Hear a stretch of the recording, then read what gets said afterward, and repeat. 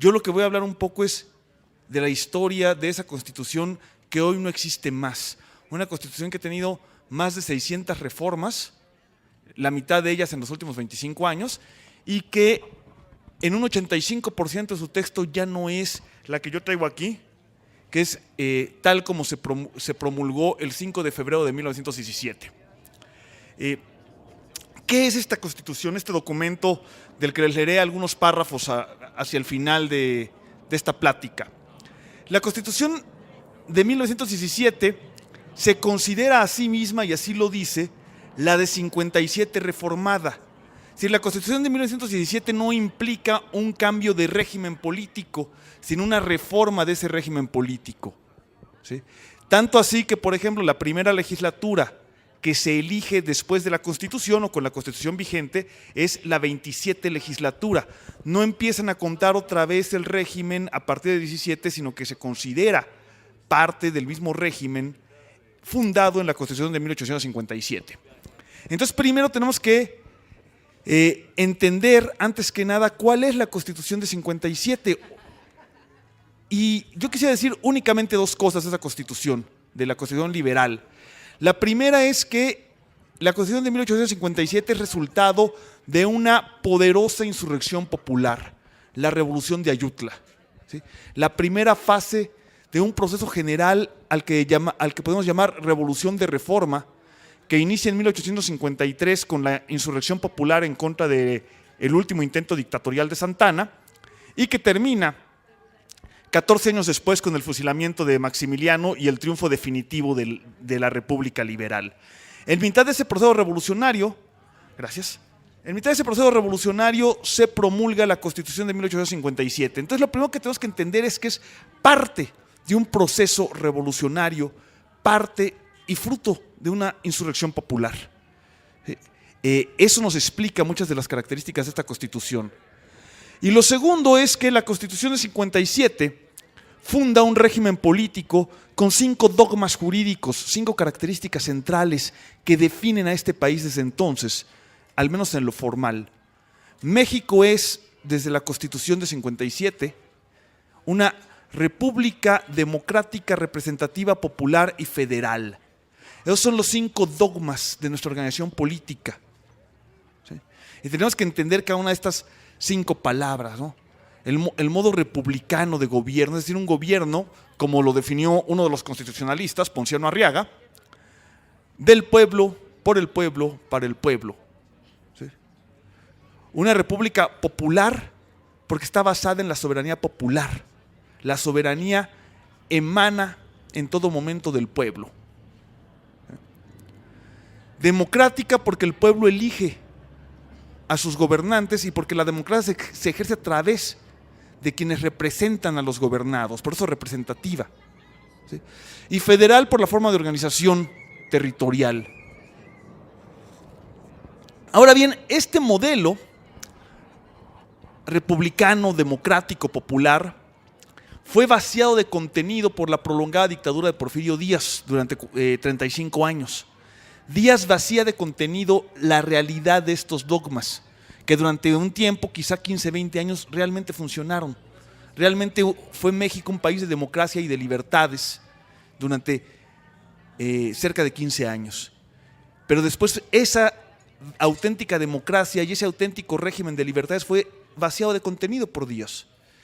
Y Díaz estableció una dictadura que privilegió a unos cuantos. Ya no voy a hablar de eso, en otras ocasiones hemos hablado de las características de la dictadura porfirista. Hoy los falsificadores de la historia y los intelectuales del régimen quieren hacer aparecer sexy al porfiriato, cuando en realidad fue un régimen no solo opresivo, sino que empobreció brutalmente a los más pobres, y un régimen que era el operador del imperialismo. Eso ya lo hemos explicado en otras conferencias. Y es contra ese régimen contra el que se levanta en armas buena parte de los mexicanos, en un momento en el que todas las demás posibilidades habían sido canceladas por el régimen. Entonces, lo que tenemos que entender es que la Constitución de 1917 es también, como la de 1857, fruto, resultado de una formidable insurrección popular, y que también sale de la ruptura violenta, de la ruptura revolucionaria del antiguo régimen, del régimen porfirista. Entonces, ambas constituciones mexicanas, y de alguna manera también la anterior Constitución Federal, pero esa es otra historia, la de 1824, surgen de insurrecciones populares. Ahora, ¿qué es la de 1917? ¿Por qué si se considera continuación de la de 57, por qué hubo que hacer otra constitución? Porque en un principio Madero, lo que Madero proponía no era una revolución, no era una transformación total de las estructuras del país, sino únicamente el restablecimiento de la ley. O sea, esa constitución liberal que había sido vaciada de contenido por días, lo que proponía Madero era restablecerla y ya, que no era poco. ¿Sí? Pero como las fuerzas del antiguo régimen, las fuerzas del porfiriato hicieron resistencia contra la revolución, ¿sí? La revolución se fue haciendo cada vez más violenta en respuesta a la represión y a la reacción del antiguo régimen. Pero además aparecieron grupos que sí querían transformar radicalmente la sociedad mexicana en la lucha contra el antiguo régimen. Surgen los ejércitos populares que encabezan Pancho Villa y Emiliano Zapata, y estos grupos no solo proponen transformar radicalmente el régimen de propiedad, sino que lo hacen. De eso también ya hemos hablado aquí, del proyecto revolucionario villista y zapatista. ¿Sí? Realmente lo hacen durante el tiempo que gobiernan efectivamente Zapata, Morelos, Guerrero, el sur de Puebla, el sur del Estado de México, y Villa, Chihuahua, Durango y La Laguna. El gobierno villista, como siempre me interesa, me importa recalcar, el gobierno villista inicia expropiando los bienes de los enemigos de la revolución. Toda la riqueza de Chihuahua y la pone al servicio del pueblo. Efectivamente. Y Zapata hace lo mismo en Morelos. ¿Sí? Zapata hace lo mismo en Morelos y Guerrero. Es decir, no solo están prometiendo cambiar la situación, sino que lo están haciendo. Y esto obliga a los revolucionarios políticos que seguían a Venustiano Carranza, de alguna manera continuador de Madero, a entender que si no se atienden las demandas populares, no va a haber paz. A entender que si quieren preservar las estructuras capitalistas, que es lo que ellos querían hacer, tienen que hacer concesiones a las masas. ¿Sí? De manera que aunque Villa y Zapata pierden la guerra, y aunque la revolución social que se pudo haber dado no se dio por la derrota de los revolucionarios populares, los que ganan la revolución saben que el país no puede continuar dentro de las estructuras porfiristas. Y entonces la Constitución de 1917 va a ser una especie de compromiso de estos hombres que ganan la revolución y que pretenden la modernización del capitalismo, la transformación de la dependencia, la auténtica soberanía nacional, con las demandas populares, y buscan la forma de satisfacer parte de estas demandas populares sin romper las estructuras capitalistas. Entonces van a hacer una constitución muy rara. Y eso es lo que tenemos que decir de esa constitución. Es el resultado de esta especie de compromiso. ¿Cómo se hace la constitución? La constitución, el Congreso Constituyente se reúne cuando el grupo victorioso encabezado por Venustiano Carranza decide que los cambios que se le tienen que hacer a la Constitución de 57 son demasiados como para solo hacer una serie de reformas. Y entonces Carranza decide convocar un Congreso Constituyente para hacer una nueva Constitución y no una nueva. Y Carranza reúne un equipo de trabajo para que redacten un proyecto de Constitución, y aquí es bien distinto el trabajo que va a hacer el Congreso Constituyente de 1857 del que hace el Congreso Constituyente de 1917. El Congreso anterior se reunió en 1856 y sesionó un año entero. Durante un año entero, los liberales mexicanos discutieron la nueva Constitución, a la vez que seguían ejerciendo el poder legislativo. ¿Sí? Y lo discutieron los pensadores, quizás los pensadores políticos más importantes que ha habido en la historia de México: Ponciano Arriaga, Melchor Ocampo, Francisco Zarco, Ignacio Ramírez, José María Mata, ¿sí? Los grandes liberales del siglo XIX. Un año entero discuten la Constitución. En cambio, cuando Carranza convoca al Congreso Constituyente, les da plazo perentorio, les pone el 5 de febrero como fecha final. ¿Por qué 5 de febrero? Porque es el mismo día en que se promulgó la Constitución de 1857, es muy simbólico. Sí, exactamente 60 años después se va a promulgar la nueva Constitución. Es decir, les da a los constituyentes menos de 6 semanas para discutir la nueva Constitución. Pero no solo eso, les da un borrador ya redactado a su gusto para que discutan sobre el borrador redactado por Carranza. Si no van a discutirlo todo parte por parte como en el Congreso anterior, sino que van a discutir sobre un proyecto ya armado. ¿Sí? ¿Quién redacta ese proyecto? Carranza elige un grupo de colaboradores suyos y forma una especie de comité de redacción integrado por 4 individuos que habían sido diputados federales en tiempos del gobierno de Madero, en 1912 y 1913. Estos 4 diputados, que van a ser diputados también al Congreso Constituyente, estos 4 constituyentes son el tabasqueño Félix F. Pallavicini, el hidalguense Alfonso Cravioto, el guanajuatense Luis Manuel Rojas y el capitalino José Natividad Macías. ¿Sí?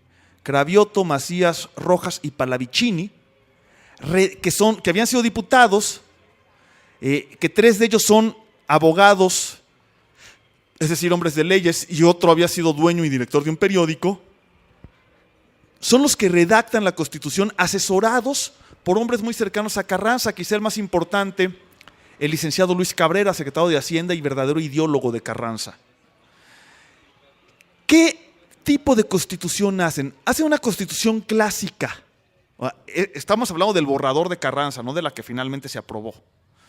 Hacen una constitución clásica en el sentido de que es una constitución muy pequeña, con artículos muy escuetos que dictan las normas generales de funcionamiento del Estado, el nuevo pacto social, porque se considera que todo lo específico debe estar no en la Constitución misma, sino en las leyes reglamentarias de cada artículo constitucional.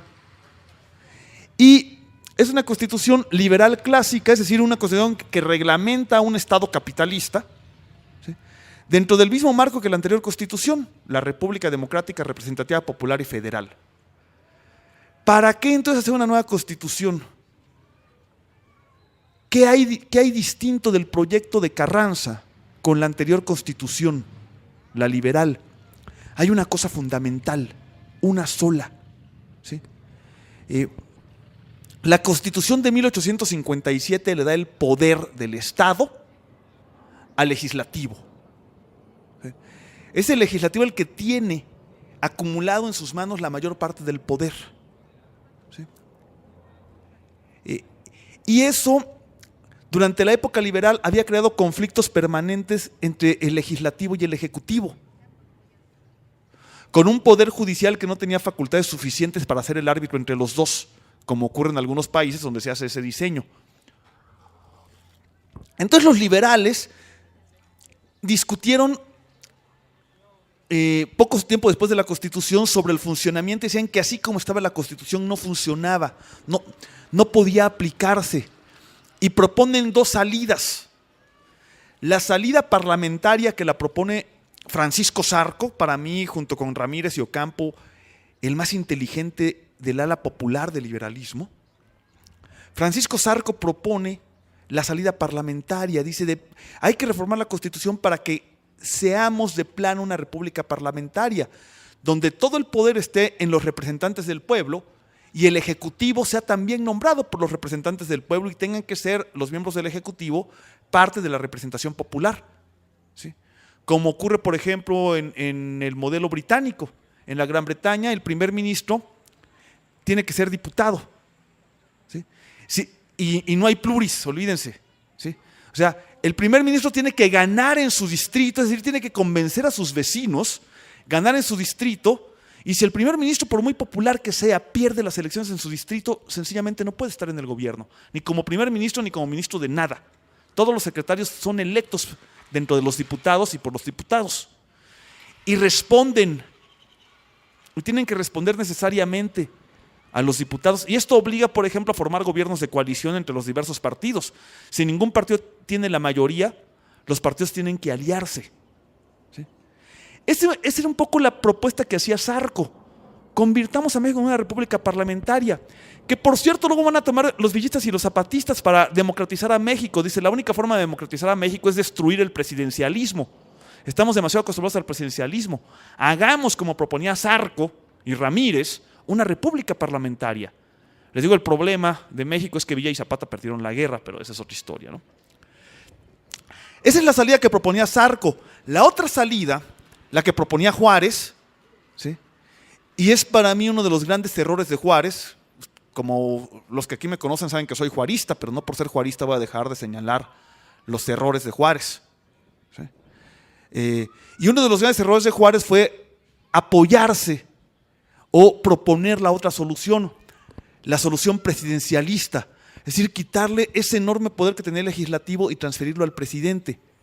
Y Juárez no lo pudo hacer porque las 3 veces que propuso reformar la Constitución, el poder legislativo se las rebotó. ¿Sí? Pero lo propuso, y eso no se nos puede olvidar. Y lo que hizo Díaz, entre la muerte de Juárez y la subida al poder de Díaz hay 4 años intermedios, el gobierno de Sebastián Lerdo de Tejada, ¿sí? Pero 4 años después de la muerte de Juárez, llega Díaz al poder, y lo que hace Díaz es, visto que no iba a pasar de manera constitucional, hacerlo metaconstitucionalmente. O sea, concentrar el poder en manos del presidente, aunque no cambiara la Constitución, aunque en la Constitución siguiera teniendo el poder legislativo. O sea, ¿cómo? Pues en un gobierno autoritario que en la práctica dominara el poder legislativo y formado por diputados genuflexos, serviles, obedientes del poder ejecutivo. ¿Sí? Una Cámara de Diputados simbólica, de mentiritas. ¿Sí? ¿Y qué fue lo que pasó con eso? Que se hizo una dictadura real, autoritaria, con una constitución aparentemente democrática. ¿Sí? Lo que hizo Díaz fue pasarse la ley por el arco del triunfo, ¿sí? Sin cambiarla. Sin cambiarle lo sustancial. Si hay cambios importantes que se hacen en el porfiriato a la Constitución, pero sin cambiarla en lo fundamental. De tal modo que, caído Porfirio Díaz, un gran constitucionalista mexicano, Emilio Rabasa, publica en 1912 un libro titulado La Constitución y la Dictadura, donde dice, ni siquiera habla de la salida democrática propuesta por Zarco y Ramírez, sino que dice, la única forma de que funcione el país es acumulando el poder en manos del presidente, como lo demostró Díaz. ¿Sí? Y entonces, ¿qué es lo que hace Carranza en 1916 a través de estos 4 diputados? Legalizar lo que con Díaz era ilegal. ¿Sí? El gran cambio sugerido por Venustiano Carranza es concentrar el poder en el Ejecutivo Federal y muy particularmente en manos del presidente, porque tal como queda el artículo 80, ahorita les voy a leer cómo queda el artículo 80 originalmente. Tal como quedó el artículo 80 en la propuesta de Carranza y como quedó, porque así fue aprobado, dice, artículo 80, esto está en el capítulo 3 de la Constitución, que es el relativo al Poder Ejecutivo, todo un capítulo relativo a las atribuciones del Ejecutivo. Capítulo 80, se deposita el ejercicio del supremo Poder Ejecutivo de la Unión en un solo individuo que se denominará presidente de los Estados Unidos mexicanos. ¿Sí? El Ejecutivo con este artículo y con todos los que siguen desde el 80 hasta el 92, el presidencialismo, es decir, la concentración del poder en las manos del presidente, que con Díaz no era legal, ahora se hace legal. ¿Sí? Y lo peor del caso es que los diputados constituyentes así lo aprueban. Todos, la mayoría cree que es correcto, que en efecto así tiene que ser. Pero además el poder del presidente aparece por todos lados en la Constitución, no nada más en el capítulo 3, sino por todos lados, como vamos a ver al rato. Así pues, el proyecto de Venustiano Carranza es un proyecto en el que parece que ni había habido revolución. ¿sí? Parece que no había pasado nada. Es un proyecto liberal que regula el funcionamiento de un Estado liberal burgués y el funcionamiento de un país capitalista, donde se concentra el poder en manos del Ejecutivo. Y eso es lo que presenta el mayor orador de los carrancistas, Félix Pallavicini, cuando le entrega a los demás diputados, cuando presenta a los demás diputados el proyecto de constitución redactado por ellos, pero donde están las ideas de Carranza y del grupo de Carranza. Sin embargo, en el constituyente, una vez instalado el constituyente, se encuentran con otro grupo de diputados que ya reunidos en el Congreso se van a llamar a sí mismos jacobinos o radicales, ¿sí? Que van a saltar en la discusión del artículo 5º constitucional, y ahorita voy a decir quiénes son. La idea del funcionamiento del Congreso es que se discutía artículo por artículo y se iba aprobando cada artículo. Entonces se discute el artículo, no hay ningún problema en los primeros 4 artículos y se llega al artículo 5º de la Constitución, y ahí, como dicen en mi pueblo, es donde la puerca torció el rabo para el proyecto restaurador, liberal, burgués clásico de Venustiano Carranza. ¿Sí? El artículo 5º, en la Constitución de 1857 y en la actual, garantiza la libertad de trabajo. O sea, todo el primer capítulo de la Constitución son las garantías individuales. ¿Sí? Y el 5º garantiza eso, la libertad de trabajo. La libertad de trabajo según la cual todo el mundo es libre de trabajar en lo que quiera y no se puede obligar a nadie a trabajar en lo que no quiera. ¿Sí? Y es una garantía consagrada así muy simplemente. Y entonces un diputado obrero, Héctor Victoria, se levanta y dice, y con mucha razón, tenía toda la razón, que en el modelo capitalista no existe la libertad de trabajo. O sea, la única libertad de trabajo es la de que el proletario elija entre los burgueses a quién le va a vender su fuerza de trabajo, pero que hay una absoluta desventaja y una total desproporción entre los factores de producción, entre el burgués y el proletario. Y que si se hizo una revolución social tiene que garantizar los derechos de los trabajadores como ya lo hacían los países capitalistas de Europa. No les está pidiendo Héctor Victoria hacer una legislación socialista, le está pidiendo una legislación que proteja a los trabajadores, como ocurre ya en Europa. Pallavicini, el carrancista, le contesta, bueno, eso lo vamos a hacer en la ley reglamentaria. Hagamos la ley reglamentaria y ahí garantizaremos los derechos de los trabajadores. La Constitución únicamente tiene que dictar las líneas generales.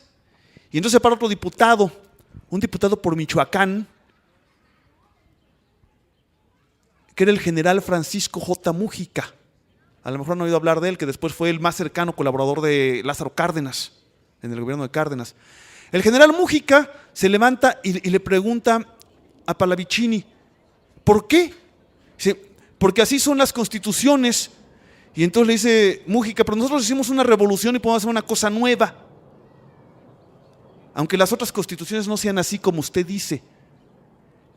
Y entonces Múgica dice, podemos hacer un capítulo de la Constitución dedicado a la legislación laboral, ahorita que estamos reunidos, y no quién sabe cuándo, cuando reglamentemos la ley. Los carrancistas intentan oponerse, pero pierden la votación, y entonces nombra una comisión para redactar un capítulo entero de la Constitución dedicado a la reglamentación de esto, de las relaciones entre el capital y el trabajo.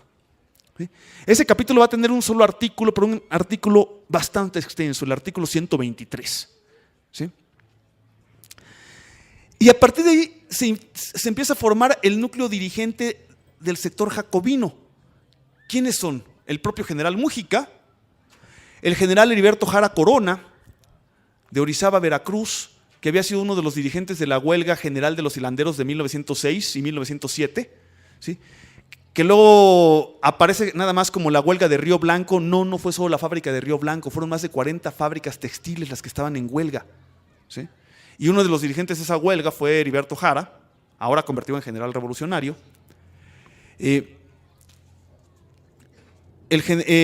sonorense Juan de Dios Bojorquez, el general Esteban Vaca Calderón, uno de los dirigentes de la huelga de Cananea de 1906, que estuvo en la cárcel desde 1906 hasta 1911, Pastor Roa, que había sido gobernador popular de Durango, los villistas, los que luego serían villistas, los rebeldes populares que tomaron Durango en junio de 1913, entre los que destaca el más interesante Calixto Contreras, ¿sí? Lo ponen a él de gobernador y Pastor Roa en Durango promulgó la primera ley agraria que realmente se aplicó y se repartió toda la tierra del oriente y de los valles del oriente de Durango. Entonces es otro de los diputados radicales. Y este grupo de diputados primero forman la comisión que va a redactar el artículo 123 constitucional, que es una novedad absoluta en la legislación de la época. No hay ninguna constitución que la tenga, ¿sí? Que a nivel constitucional estén garantizados los derechos de los trabajadores, ¿sí? Y de manera específica, o sea, no de manera general, las demandas de la clase obrera de la época: jornada laboral de 8 horas, séptimo día de descanso, salario igual para trabajo igual, prohibición del trabajo infantil, reglamentación del trabajo femenino, seguridad en el empleo, seguridad social, etcétera, etcétera, etcétera, garantizados ahí. Tiene algunos peros, al final voy a ir con los peros, ¿sí? Pero señalamos primero la enorme novedad: en ninguna constitución del mundo estaba reglamentada este tipo de cosas, ¿sí? La Constitución mexicana es la primera que eleva el derecho laboral a rango constitucional, ¿sí? Y que garantiza desde el nivel constitucional los derechos de los trabajadores. ¿Qué queda de nuestro artículo 123 constitucional? Nada, ¿sí? Parte de ese 85% del texto que ya no es por supuesto el artículo 123 constitucional, ¿sí? La última reforma brutal y devastadora fue la de 2012, todavía siendo presidente Felipe Calderón, pero aliado con el PRI, ¿sí? Que ya los derechos de los trabajadores para todo fin práctico no existen. Bueno, siguieron las discusiones y los constituyentes radicales hicieron cuestiones sumamente importantes en el artículo 3, el de la educación, donde se convirtió la educación, se hizo de la educación una prioridad y una obligación del Estado, ¿sí? Y además se le dio una serie de dogmas a la educación mexicana que también ya perdió. Si la educación debe ser impartida por el Estado y debe ser laica, gratuita y obligatoria, cosas que ya también estamos perdiendo en la práctica, ¿sí? Si ustedes piensan que solamente el 50% de los estudiantes de nivel universitario en este país estudian en universidades públicas y que la mayor parte de las universidades públicas cobran cuotas, ¿sí? Entendemos que eso ya no existe más, ¿sí? Y también legisló de manera muy interesante en el artículo 130 constitucional lo que tiene que ver las relaciones Iglesia y Estado. Pero el otro artículo clave donde el Congreso Constituyente mexicano, particularmente su ala jacobina, va a hacer una verdadera revolución jurídica es el artículo 27 constitucional, que para mí es la clave de la Constitución de 1917, ¿sí? El artículo 27 invierte la relación de la propiedad de la tierra del modelo liberal a un nuevo modelo. En el modelo liberal, la propiedad es una garantía. Y como ustedes deben saber, las garantías o derechos humanos son inalienables e imprescriptibles. Nadie te las puede quitar, ¿sí? Son tuyas por el simple hecho de ser humano, ¿sí? Entonces, si la propiedad se considera así, es inatacable, ¿sí? Es el sacrosanto derecho a la propiedad que siempre ha defendido el capitalismo, ¿sí? No se les ocurre garantizar que todos tengan el derecho a la propiedad, ¿no? O que sea un derecho igual o lo que sea, no. Simplemente es un derecho inatacable. Esta idea de la propiedad como garantía, como derecho, es transformada radicalmente por el artículo 27 constitucional de la nueva Carta Magna, y si me lo permiten, voy a leerles el primer par de párrafos. Déjenme regreso al artículo, estaba yo en el artículo 80, así que tengo que regresarme.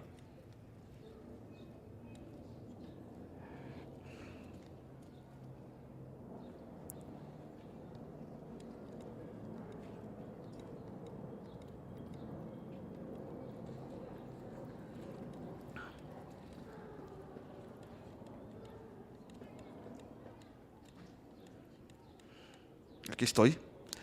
Dice el artículo 27: la propiedad de las tierras y aguas comprendidas dentro de los límites del territorio nacional corresponde originariamente a la nación, la cual ha tenido y tiene el derecho de transmitir el dominio de ellas a los particulares, constituyendo la propiedad privada. Vuelvo a leer. La propiedad de las tierras y aguas comprendidas dentro de los límites del territorio nacional corresponde originariamente a la nación, la cual ha tenido y tiene el derecho de transmitir el dominio de ellas a los particulares, constituyendo la propiedad privada. ¿En qué consiste la revolución legal que se está haciendo aquí? Ya no es una garantía, sino es una transmisión de dominio. ¿Sí? Tú ya no eres propietario porque tu propiedad ya no es parte de ti mismo como un derecho individual, sino una transmisión de dominio de parte de la nación hacia ti. ¿Sí? Y la nación es originariamente la dueña, esencialmente. ¿Sí? Transmite su dominio para constituir la propiedad privada, pero la propiedad privada es eso. Por lo tanto, la nación puede hacer un montón de cosas que luego están reglamentadas en lo que sigue. ¿Sí? Segundo cambio fundamental. En la legislación liberal, como ocurre en Estados Unidos, por ejemplo, si yo soy dueño de un pedazo de tierra, soy también dueño de todo lo que hay en el subsuelo. ¿Sí? O como decía la legislación liberal tradicional, desde el cielo y hasta el infierno, es mío. Yo lo compré, es mío, puedo hacer lo que se me dé la gana. ¿Sí? La legislación mexicana limita la propiedad privada a la superficie. Dice: la nación, me voy al tercer párrafo, me salto el segundo párrafo, me voy al tercer párrafo del artículo. La nación tendrá en todo tiempo el derecho de imponer a la propiedad privada las modalidades que dicte el interés público. ¿Sí? Fíjense, o sea, la nación puede reglamentar todo lo que sea sobre la propiedad privada. ¿Sí? La nación tendrá en todo tiempo el derecho de imponer a la propiedad privada las modalidades que dicte el interés público, así como el de regular el aprovechamiento de los recursos naturales. Y luego, dice el cuarto párrafo, que era el que quería ir, que es donde está la otra revolución: corresponde a la nación el dominio directo de todos los minerales o sustancias que en vetas, mantos, masas o yacimientos constituyan depósitos cuya naturaleza sea distinta a los componentes del terreno. Es decir, corresponde a la nación el dominio directo de todas las riquezas del subsuelo. Y corresponde también a la nación el dominio directo de todas las aguas superficiales. ¿Sí? Es una transformación radical. Hay dos transformaciones radicales en el artículo 27 constitucional. La primera tiene que ver con las formas de la propiedad privada. No es una garantía, es una transmisión de dominio. Y la nación puede imponerle las modalidades que dicte el interés público. La segunda, la propiedad privada es sobre la superficie. La riqueza del subsuelo, así como las aguas nacionales, pertenecen a la nación en dominio directo. ¿Sí? ¿Qué queda de esto en la práctica? Pues desde la reforma constitucional del PRI y el PAN impulsada por Enrique Peña Nieto el año antepasado, ya no queda nada, ¿no? En la práctica ya no queda nada. ¿Sí? Pero es la gran revolución que hace el artículo 27. Ahora, dos peros para empezar a platicar, ¿no? Dos peros que hay que ponerle tanto al artículo 27 como al 123. El asunto de la reforma agraria. En el artículo 27, en las fracciones sexta y séptima del artículo 27, está... ¿No traes un carro del Volkswagen con No. placa 611X? No, Gracias. El artículo, en las fracciones 6 y 7 del artículo 27 está reglamentada la reforma agraria a través de las tres formas que se habían propuesto desde 1911 por Emiliano Zapata. Restitución de las tierras usurpadas por los latifundistas durante el porfiriato a los pueblos y a los indígenas, expropiación de latifundios y dotación a los pueblos y comunidades de las tierras expropiadas a los latifundios. Es decir, restitución, expropiación, dotación. Eso está reglamentado en el artículo 27 constitucional. ¿Cuál es el problema? La reforma agraria pensada por Villa y Zapata e instrumentada por el zapatismo es una reforma que se hace desde abajo, de inmediato y de acuerdo con los pueblos. La reforma agraria del artículo 27 constitucional es una reforma que se hace por decreto presidencial, no desde los pueblos, desde abajo, sino desde el poder. Y el poder la va a hacer desde Carranza hasta Cárdenas, quitando a Cárdenas, es decir, desde Carranza hasta Abelardo L. Rodríguez, como forma de suavizar la presión social, como arma política para tener relativamente contentos a los grupos más politizados de los campesinos, no como una idea integral, sino como un arma política. De cualquier manera, les decía yo, la enorme cantidad de poder que se acumula en el presidente no nada más está en los artículos 89 a 92, sino como pueden ver, por ejemplo, en el artículo 27, imagínense qué poder se le da al presidente que por decreto, y solo por decreto, se pueden expropiar tierras y dotar de tierras a los campesinos solicitantes.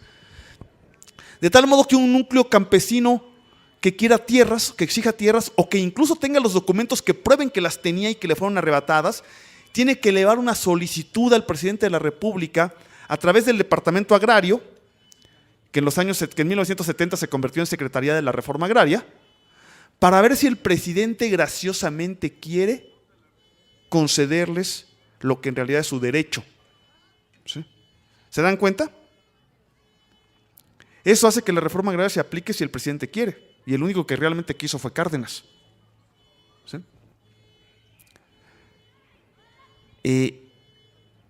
Y el problema, y con eso termino, del artículo 123 es más o menos el mismo. Yo sostengo que en México no existen el derecho de huelga ni el derecho de sindicalización. No solo no existen en la práctica, como bien lo sabemos, no existen en la ley. Porque si un derecho o una garantía en términos jurídicos son inalienables, como les decía yo hace rato, inatacables, imprescriptibles, según el artículo 123, ni la huelga ni la sindicalización lo son. ¿Por qué? Porque para que un sindicato sea válido, tiene que ser aceptado por la Secretaría de Trabajo y Previsión Social a través de una chingadera jurídica que se llama toma de nota. ¿Sí? Entonces, los obreros no son libres de sindicalizarse, sino que necesitan el visto bueno del poder. ¿Sí? ¿Y qué es la Secretaría de Trabajo y Previsión Social? Pues una dependencia del Ejecutivo. ¿Sí? ¿Quién es el secretario de Trabajo y Previsión Social? Un empleado del Ejecutivo.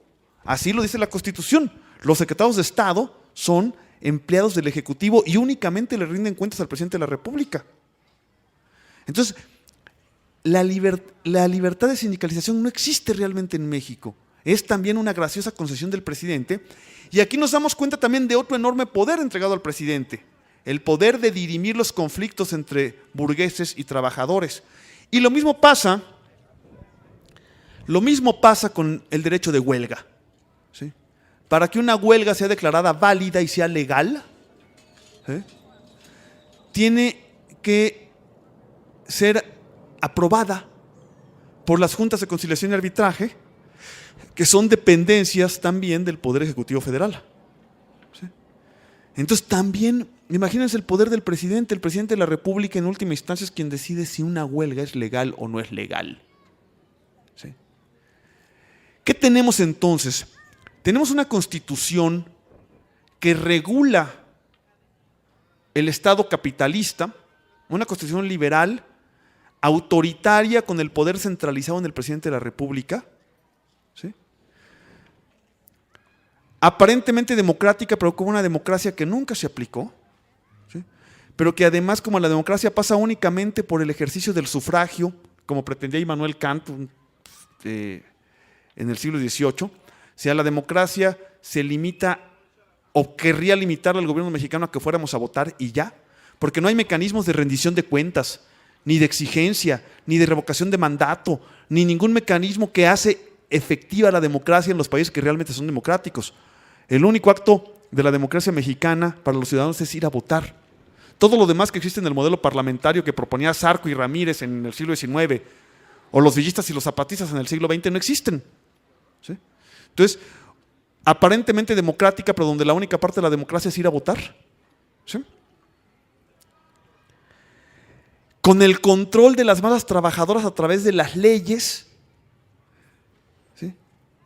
Pero también con la posibilidad de un contenido social y de exigir al gobierno el cumplimiento de esas leyes. Ahora, esa única parte positiva ganada por la revolución, ¿sí?, nos ha sido arrebatada en los últimos 4 sexenios, y muy particularmente en este. De tal modo que, aunque es una constitución que no nos gusta, ni modo en este momento decir, queremos que regrese en su vigor la Constitución, aunque también no está nada mal la propuesta que está rodando de un nuevo constituyente. Muchas gracias.